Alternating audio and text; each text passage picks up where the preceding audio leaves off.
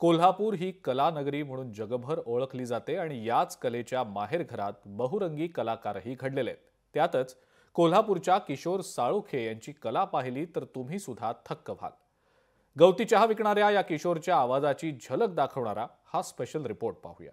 राज्याला वाड्याव या तुम्हाला समजे सांगितलं जाईल। या साहेब या तुम्हाला चहा देतो, चहा द्या मला। कलमवाली बाई क्रांतिदानाच्या तिथी गवती चाय के फायदे बतात किती कोण सुना मैं सुना।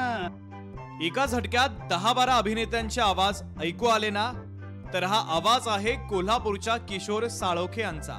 खासबाग मैदान बस स्टॉपवर उभं राहिल्यावर तुमच्या कानावर असे अभिनेत्यांचे आवाज ऐकू येतील आणि ही किमया करतात किशोर साळोखे। त्यांचा चहाचा छोटासा व्यवसाय आता केवळ चहापुरताच मर्यादित राहिलेला नाहीये, तर त्यांच्या अनोख्या कलेमुळे तो मनोरंजनाचा एक कट्टा बनलाय।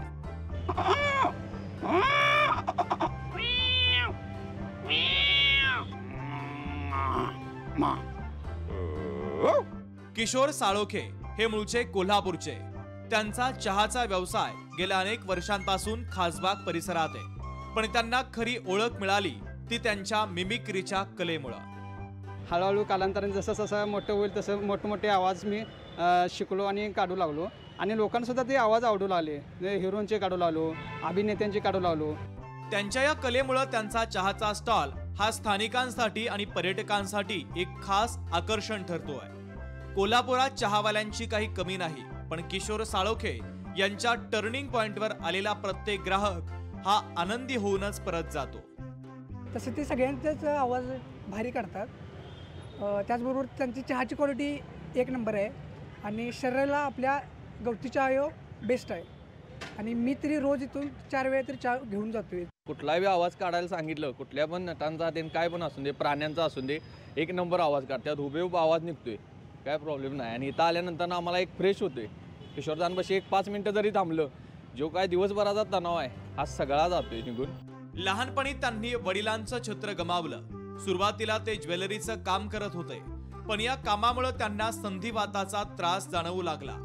डॉक्टरांनी त्यांना ते काम बंद करण्याचा आणि दुसरं काहीतरी करण्याचा सल्ला दिला। अशा प्रतिकूल परिस्थितीत किशोर यांनी हार न मानता नव्या मार्गाचा शोध घेतला आणि चहाचा व्यवसाय सुरू केला।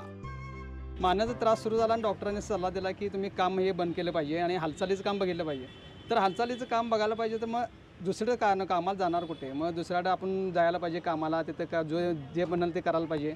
मग एकाने सल्ला दिला की तुम्ही चहाचा व्यवसाय करा, असा सल्ला देण्यानं मला जर असं थोडं पटलं आणि चहाचा व्यवसाय आम्ही सुरू केला। किशोर यांच्या चहाच्या गाडीवर येणारा प्रत्येक ग्राहक हसत मुखानं परततो। किशोर यांच्या गाडीवर चहा पिणं म्हणजे थिएटरचा आनंद घेण्यासारखं आहे, त्यामुळे चहा पिण्यासाठी त्यांच्या स्टॉलवर अनेक जण गर्दी करतात। सतेज औंधकर, लोकशाही मराठी, कोल्हापूर। लोकशाही मराठी ऐका, पहा, जागरूक रहा।